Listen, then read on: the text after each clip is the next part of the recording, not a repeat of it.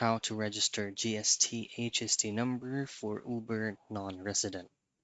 Now in this quick video, I'm going to show you how you can register Gst HST number for an Uber non-resident. So first, just simply open up your preferred web browser, but on this video, I'm going to be using Google Chrome. So all you have to do next is go into the search box and type in Gst HST non-resident registration. Now you will be landed here. All you have to do is to choose on this result that will redirect you into the Canada.ca's official site, which is going to be the non-resident registration and security inquiries. Once you click that, just simply scroll down from here, and then inside the note box, just simply click on the non-resident business number and account registration web form.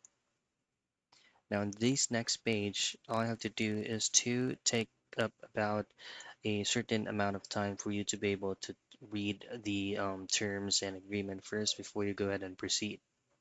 Now what you want to do next is to click this option here that says register as a non-resident doing business in Canada or registered as a resident with Canadian business. So choose the appropriate ones and then just simply scroll on here once again. And these are going to be all the necessary requirements that you need to attach into your web form for you to be able to register a Gst HST number. And that's it. That's how you register Gst HST number for Uber non-resident.